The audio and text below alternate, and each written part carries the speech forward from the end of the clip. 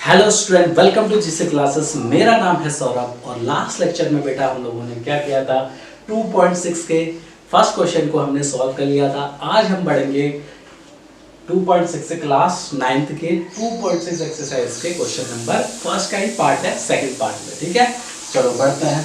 Question क्या कह रहा है, draw the graphs of the following sets of line in each case reflect on the role of a and b y is equal to -6x, y is equal to -3x, y is equal to x। देखो पहला question, अगर पहली video जिस बच्चे ने देखी है ना बेटा, पहले जाके उस वीडियो को देखो, क्योंकि वो वीडियो ना इस क्वेश्चन को आप कर लोगे अगर आपने उस वीडियो को पहले देख लिया तो। ठीक है ना।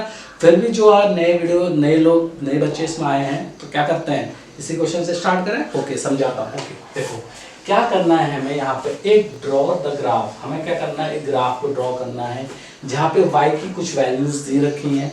हम इस वैल्यूज को उस ग्राफ में पुट ऑफ करते हैं। ठीक है ना। सबसे पहले हम ग्राफ बना लेते हैं। देखो ग्राफ कैसे बनाते हैं, पिछली क्लास में भी बताया था।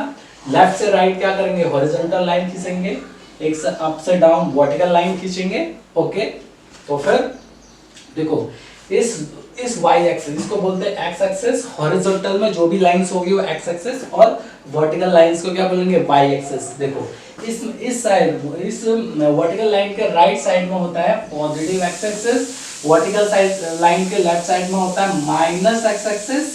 ठीक है ना।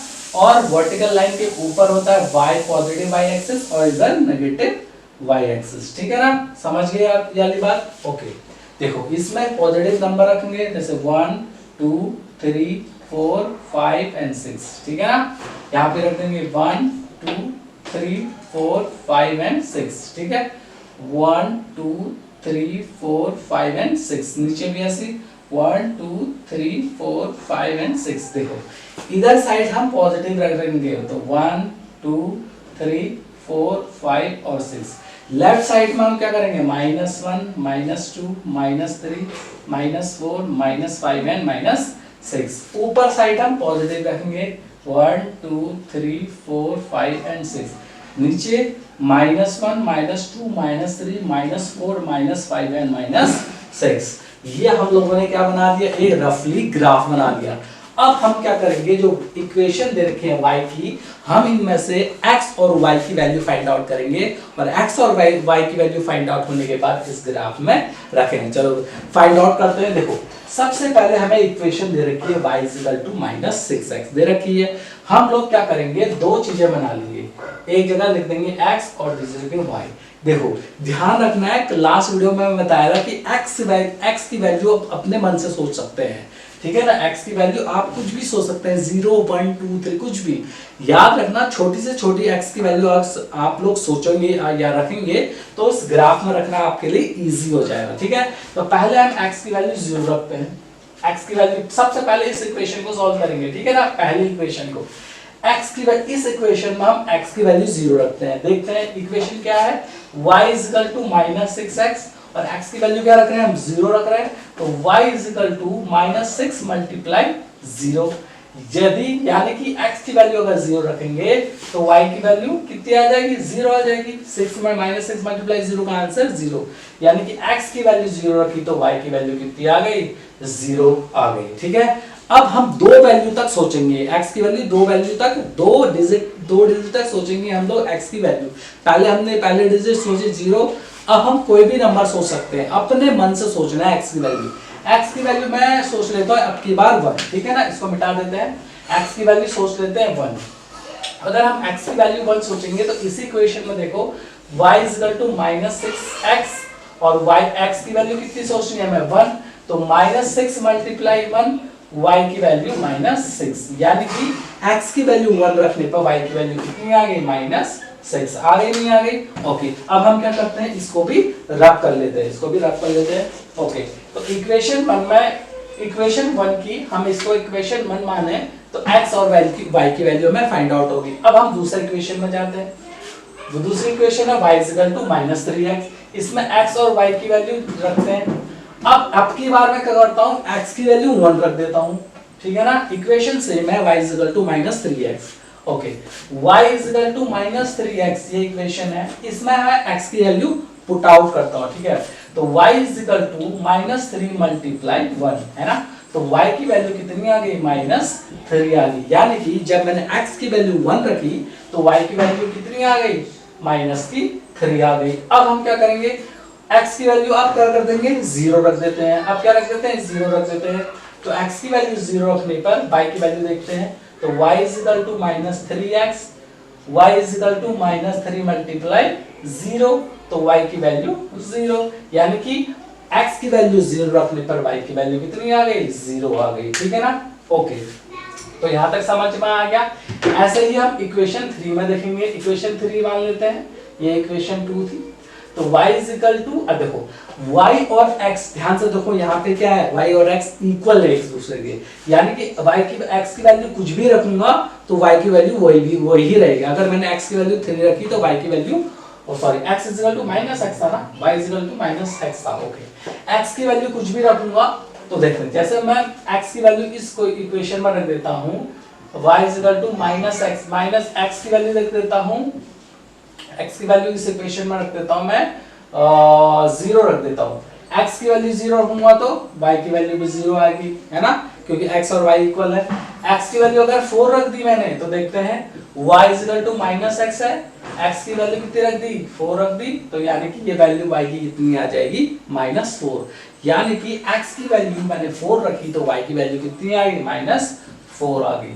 अब हमने इन तीनों इक्वेशनों को सॉल्व कर लिया। इन तीन इक्वेशन को सॉल्व करने का पर्पस हमारा यही था कि बेटा x और y की वैल्यू हमें मिल जाए, है ना।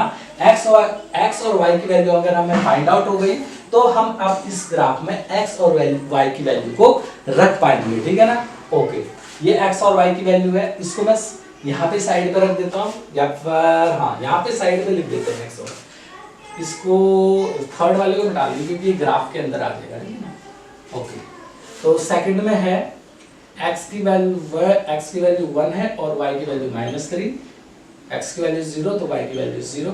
ओके, थर्ड इक्वेशन में क्या था, अच्छा थर्ड का ही था ना, सेकंड का तो ये, फर्स्ट का ही हो। अच्छा, x की वैल्यू कितनी थी थर्ड वाले में, x की वैल्यू 0 पे तो 0 थी और 4 रखने पे -4 थी, याद आ गया मुझे, ठीक है ना। ओके, अब हम इसको मिटा लेते हैं। अब देखो बेटे, ग्राफ में रखने का ना सबसे आसान तरीका मैं आपको बताऊंगा, ये ग्राफ वाले क्वेश्चन आपको बिल्कुल भी टफ नहीं लगेंगे, ठीक है ना। अब देखो, आप सबसे पहले यहाँ देखो, x की वैल्यू 0 है तो y की वैल्यू 0, देखो ये x एक्सिस होती है, ये y एक्सिस होती है। यहाँ पे x की वैल्यू 0 है और वो y की वैल्यू भी 0 है, यानी कि हम यहाँ पे हैं, ओरिजिन पे होंगे। x की वैल्यू 0 और y की वैल्यू 0 है तो हम ओरिजिन पे होंगे, ठीक है ना। अब देखते हैं x की वैल्यू यहाँ पे क्या है बेटा, 1 है। अच्छा, x की वैल्यू सेकंड उसमें 1 है और y की वैल्यू -6 है।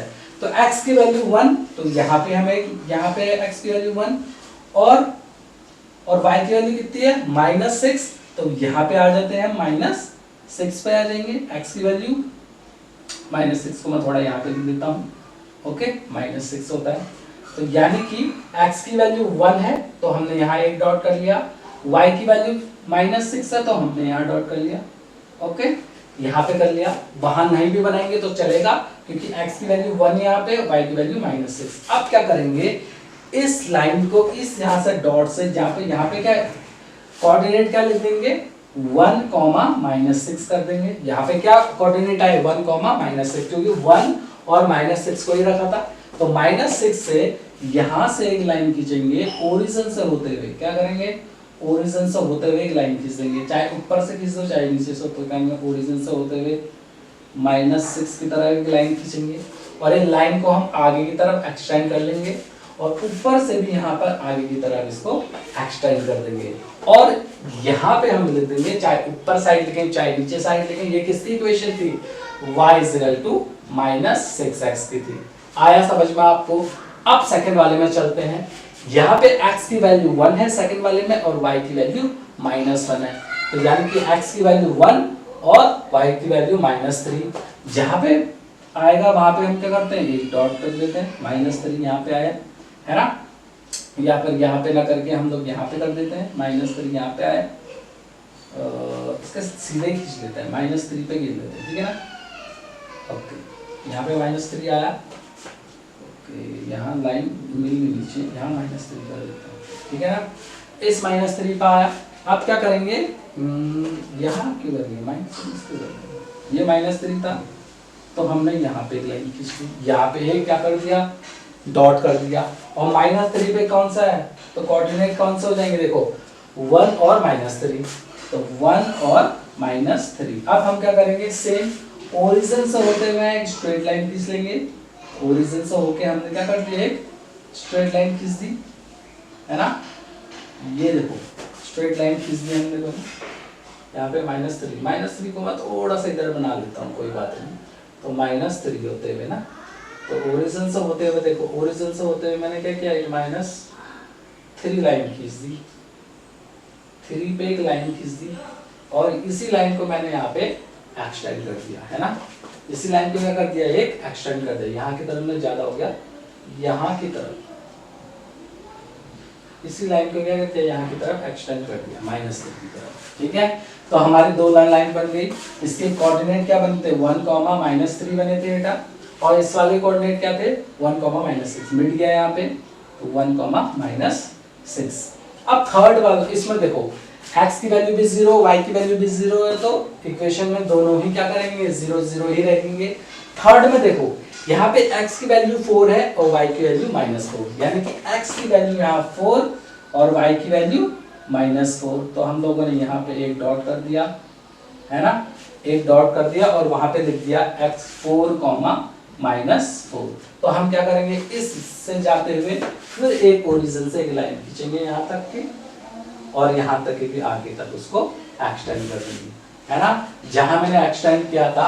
अच्छा, यहाँ पे सेकंड इक्वेशन लिख सकते हैं, सेकंड की क्या थी, सेकंड इक्वेशन थी y -3x, और थर्ड क्या थी, y अच्छा सेकंड y कितना था, x था, y -x, है ना।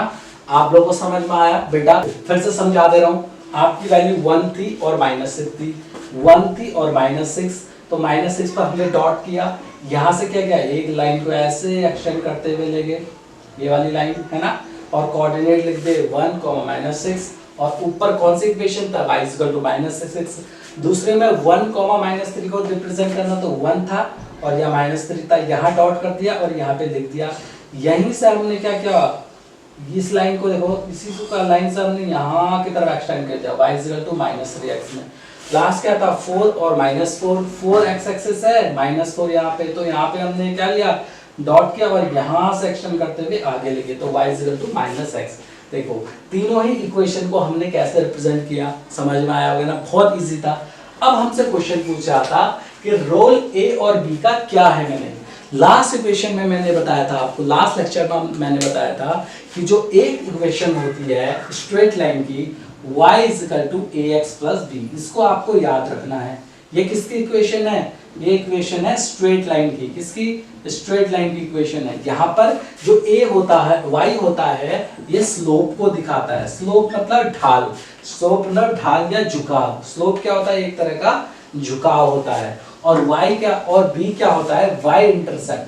b का मतलब y इंटरसेप्ट, y इंटरसेप्ट का मतलब कि y एक्सिस में लाइंस कहाँ पे कट हो रही हैं, यहाँ पे कहाँ कट हो रही है, ओरिजिन पे कट हो रही है ना, तो y क्या बताएगा कि लाइन कहाँ, सॉरी b क्या बताएगा, y एक्सिस में लाइन कहाँ कट हो रही है, और y क्या बताएगा यहाँ पर, स्लोप को या ढाल को दिखा देगा ना। हर लाइन का स्लोप अलग अलग है, ठीक है ना। ओके, ये समझ में आया। अब a और b का रोल क्या है, देखो यहाँ पे इक्वेशन क्या है, y = ax + b, है ना। पहले इक्वेशन को इससे कंपेयर करते हैं। देखो y = क्या है, यहाँ पे -6x है ना, तो x से पहले यहाँ पे क्या है a, और x से पहले यहाँ पे क्या है -6, यानी कि a की वैल्यू कितनी आई, -6 आई।